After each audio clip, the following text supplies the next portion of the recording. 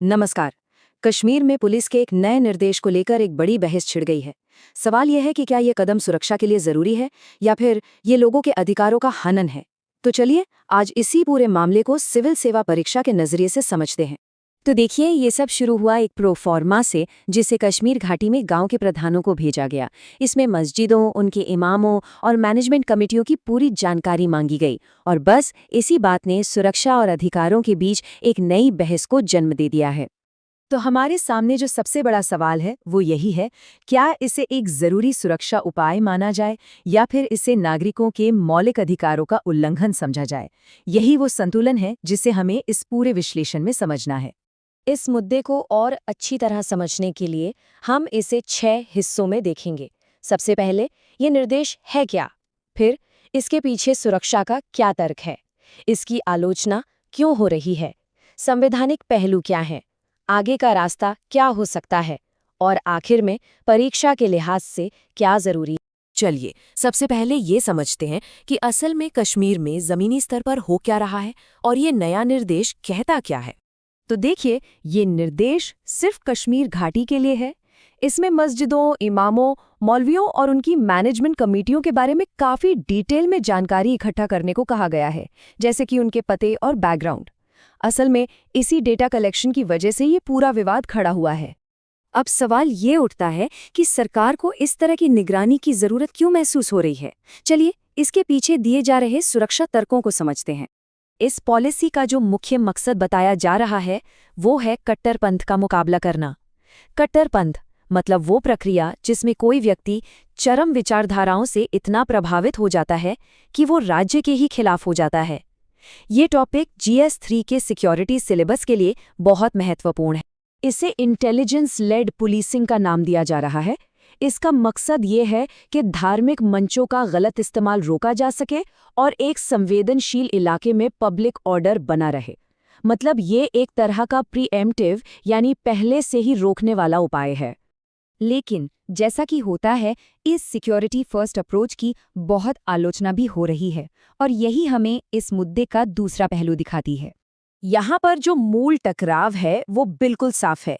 एक तरफ है राज्य की सुरक्षा की चिंता और दूसरी तरफ है नागरिकों के मौलिक अधिकार और गुड गवर्नेंस के सिद्धांत।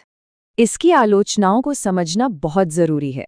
पहली बात, इसमें पारदर्शिता की कमी है, मतलब पुलिस ने कोई ऑफिशियल कारण नहीं दिया है। दूसरी, इसका कोई मजबूत कानूनी आधार नहीं दिखता। तीसरी, ये आर्टिकल 21 यानी निजता का अधिकार और आर्टिकल 25 यानी धार्मिक स्वतंत्रता दोनों का उल्लंघन करता है।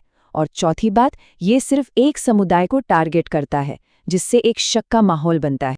कश्मीर के कई राजनेताओं का भी यही मानना है कि मस्जिदों और इमामों की प्रोफाइलिंग से समुदाय में अलगाव और शक की भावना और बढ़ेगी।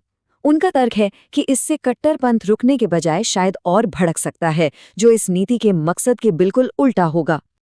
अब एक अच्छा विश्लेषण सिर्फ आलोचना तक नहीं रुकता, हमें इसके कानूनी और संवैधानिक पहलुओं को भी देखना होगा, खासकर ये कि सुप्रीम कोर्ट का इस पर क्या रुख रहा है।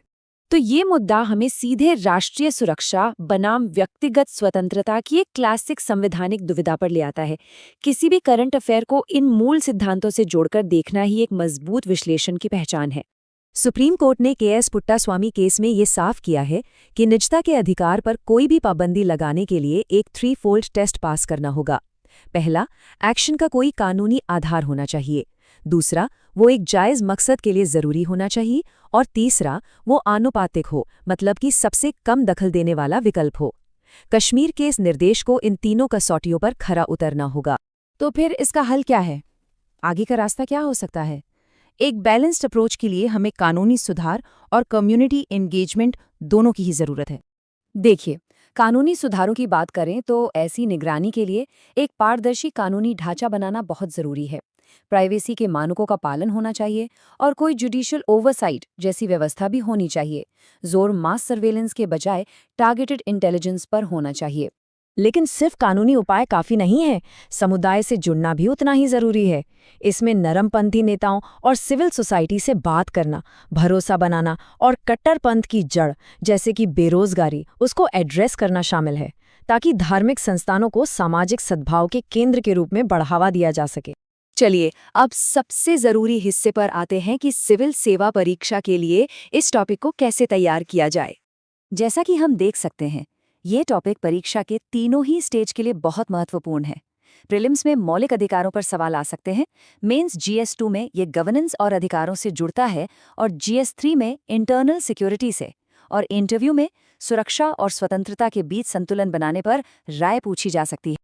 और आखिर में ये एक सवाल है जिस पर हम सबको सोचना चाहिए। एक मॉडर्न डेमोक्रेसी अपनी सुरक्षा कैसे सुनिश्चित कर सकती है बिना एक सर्विलांस स्टेट बने, बिना उन आज़ादियों को ख़त्म किए जिनकी रक्षा करना उसका फ़र्ज़ है। ये आज के समय की सबसे बड़ी चुनौतियों में से एक है।